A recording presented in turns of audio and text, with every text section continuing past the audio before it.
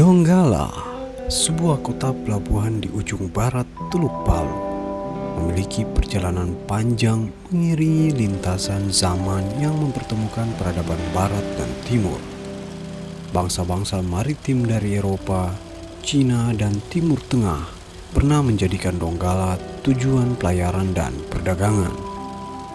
Sejak berabad-abad silam, Donggala menjadi gerbang utama bagi wilayah Sulawesi Tengah karena kota ini memiliki pelabuhan strategis penghubung antar bangsa hingga saling silang kebudayaan.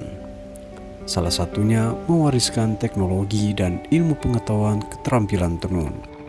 Warisan itu dikenal dengan nama Buya Sabe atau Sarung Sutra yang lebih terkenal dengan nama sebutan Tenun Donggala. Lahir dari akulturasi kebudayaan bangsa Cina, India, dan Arab yang kemudian menjadi bagian pusaka Nusantara.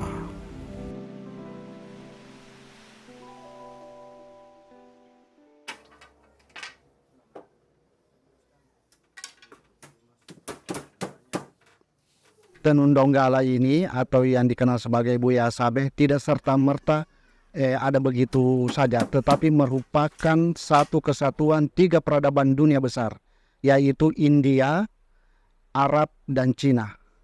Jadi kedatangan tenun ini adalah rentetan dari penyebaran di Nusantara. Kenapa dikatakan Buya Sabe yang diterjemahkan itu menjadi Sarung Sutra? Karena memang awalnya itu adalah terbuat dari sutra, tetapi sebelum sutra lagi adalah kapas. Kalau ceritanya kalau itu kita punya nenek moyang dulu, dia itu pembuatan benang itu dari kapas. Karena kita sekarang sudah tidak ada kebun kapas, jadi kita sekarang itu tinggal membeli benang yang termasuk impor lah namanya ini. Kita benang baru kita warna. Ya, seperti tadi itu penggulungan, pemintalan benang, baru kita itu mahani tadi yang saya lakukan tadi itu. Baru tenun sampai jadilah kain sarung tenun itu. Jika menilik perkembangan terkini, ada beberapa tahapan yang harus dilalui untuk pembuatan kain tenun Donggala. Yang pertama yaitu proses pewarnaan. Dalam proses ini, benang sintetis yang sudah dibersihkan direndam ke dalam wadah berisi air yang sudah diberikan pewarna, lalu direbus beberapa saat. Setelah perebusan selesai, benang tinggal dikeringkan. Kalau soal pencelupan, ini perlu saya jelaskan. Jenis pencelupan itu kan ada dua macam. Ada secara alamiah yang berdasarkan potensi lokal. Berdasarkan potensi lokal yang saya maksud adalah pewarna alamiah dari tumbuh-tumbuhan. Seperti dari akar atau batang, nangka, jambu, dan mangrove. Itu kan merupakan kearifan masyarakat yang ada di Donggala zaman dulu. Tetapi sekali lagi dengan adanya permintaan pasar yang cukup tinggi dan ingin praktis, masyarakat jarang yang menggunakan yang alamiah. Pada umumnya yang sudah berbahan sintetis, yang artinya yang dijual sifatnya yang digunakan di pabrik-pabrik atau tekstil kain pada umumnya, pewarna yang langsung dicelupkan. Tetapi kalau ada pemesan atau ada orang yang mau memesan dengan cara alami dari tumbuh-tumbuhan, itu masih bisa. Setelah proses pewarnaan selesai, dilanjutkan dengan proses penggulungan atau pemintalan benang. Proses ini bertujuan agar benang terpintal dengan rapi ke sebuah tempat penggulungan benang.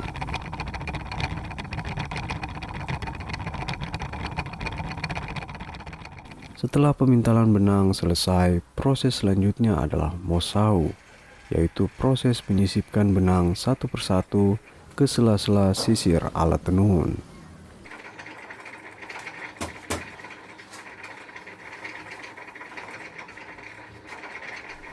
Dia kan dari awal dikasih masuk di sisir sini supaya untuk bisa jadi kain. Nah, jadi awalnya kan kita harus kasih masuk di sini, jadi melalui di tempat tadi itu. Supaya jadi dia bisa jadi digulung di sini baru bisa kita kerja di tenun. Baru bisa jadi kain. Tadinya pemintalan di sini dulu. Yang tadi digulung di sini baru di sana tadi yang saya lakukan tadi itu. Setelah selesai itu baru gulung kita jadi ini sudah. Mulailah pembuatan kain.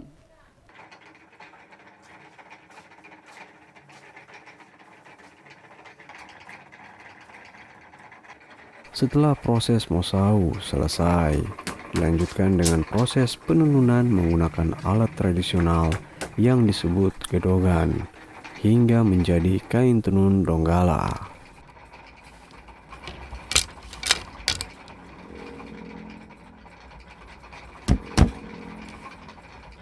Dari seluruh proses pembuatan ini, para maestro tenun rata-rata menghabiskan waktu 2 minggu hingga 1 bulan untuk menghasilkan selembar kain tenun donggala. Kalau di sini itu yang kebanyakan itu kuning. Kebanyakan kuning karena itu biasa orang pakai adat, pengantin. Biasa di sini kalau permandian itu yang namanya bula bampongnya itu semua itu orang pakai kuning pada saat itu emas dimandikan. Semua itu. Begini, dalam kebudayaan orang Kaili atau orang Donggala pada umumnya itu dominan adalah kuning. Itu adalah simbol kebudayaan yang menunjukkan sebuah keceriaan, kebanggaan, strata. Jadi kenapa dominan itu kuning itu tidak serta-merta bahwa harus kuning, tetapi punya itu nilai adat bahwa kuning itu termasuk di dalam beberapa properti di dalam upacara adat itu seperti ada bambu kuning, ada umbul-umbul kuning yang di dalam pesta perkawinan para bangsawan itu kuning. Juga sarungnya kuning. Itu karena bagian daripada ritual adat secara historis yang kemudian diimplementasikan dalam bentuk sarung. Itu karena fungsi sarung dulu itu kalau sekarang kan bisa dalam bentuk kemeja atau pakaian apa. Kalau dulu ya hanya sarung toh. Jadi tenun donggala dulu itu dalam bentuk sarung semata, bukan dalam bentuk pakaian baju. Selain perlu saya jelaskan, selain kuning itu yang dominan adalah merah. Merah itu adalah sebagai simbol yang dipakai juga oleh para bangsawan atau para raja karena ya simbol karena kekuatan simbol sebagai bentuk ketadulakuan, keberanian atau kebanggaan atau semangat. Itu. Tetapi yang paling dominan itu adalah kuning. Tetapi saat ini itu tidak lagi itu umum sifatnya yang bisa memakai. Kalau dulu kan menjadi identitas, bangsawan ini. Kalau sekarang tidak seperti itu lagi.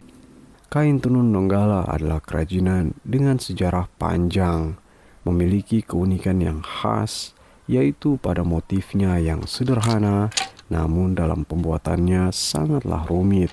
Untuk itulah beberapa tahun belakangan ini tidak banyak lagi generasi-generasi muda tertarik menjadi maestro kain tenun donggala. Padahal jika dilihat dari sisi ekonominya, memiliki bandrol harga yang cukup tinggi.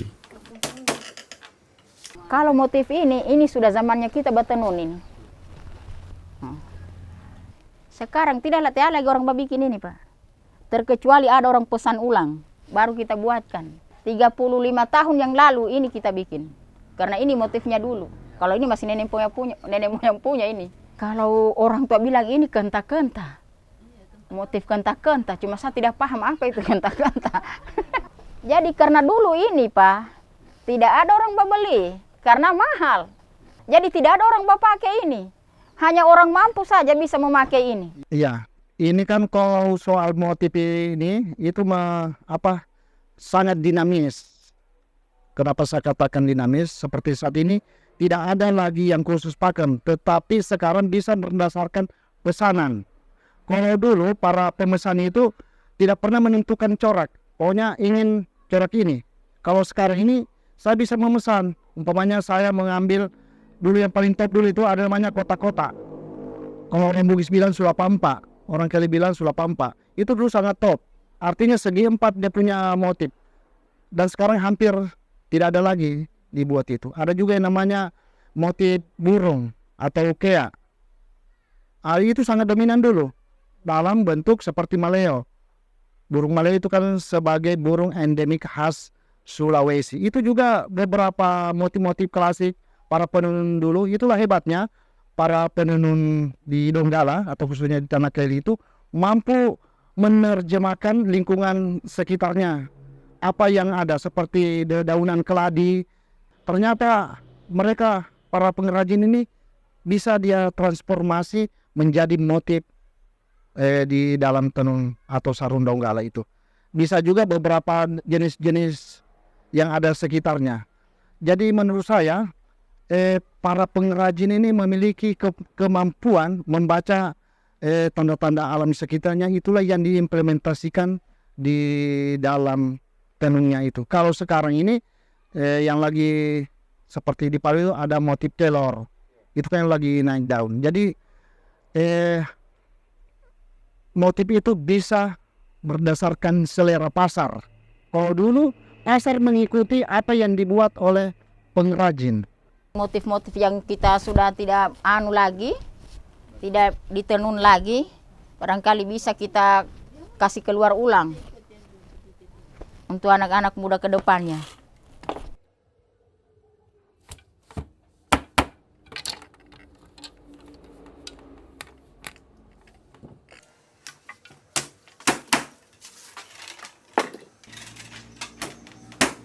Bagaimana untuk tetap lestari? Kalau menurut saya salah satu cara adalah menjadi muatan lokal di sekolah SMK. Itu salah satu cara, bahwa tenun ini bukan lagi menjadi persoalan diserahkan kepada ibu-ibu yang ada di kampung-kampung untuk menenun, tetapi minimal menjadi pelajaran muatan lokal di sekolah, kalau perlu dari SMP, SMK atau SMA. Minimal bukan berarti siswa ini harus terampil. Bisa jadi di antara ratusan itu ada yang bisa menjadi penenun secara profesional nantinya itu. Yang kedua, perlu ada regenerasi. Sisirnya, balida, suspoli, bulin, otanda, padidakido, tagi, dopinya. Dopi. Nah, ini pabicaranya.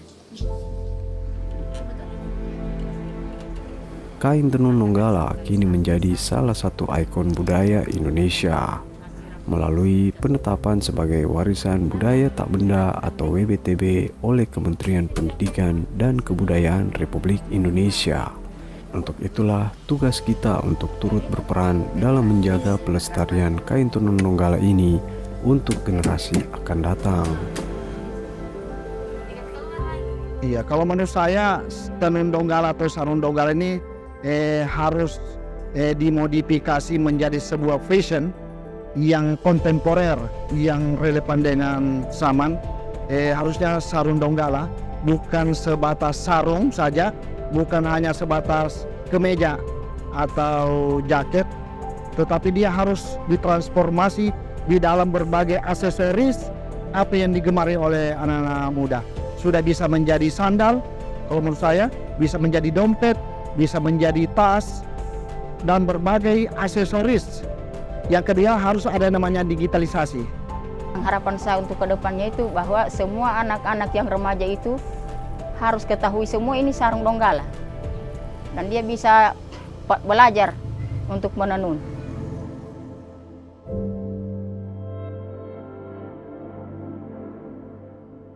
Upaya pengenalan sejak dini kain tenun Donggala kepada generasi muda adalah upaya perlindungan bagi kelangsungan pelestarian budaya itu sendiri, sehingga diharapkan akan lebih banyak generasi-generasi muda yang tertarik untuk menjaga dan turut mengembangkan kain tenun Donggala agar tetap lestari.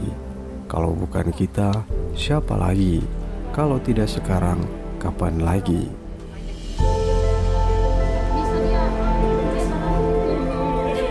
Bisa dia.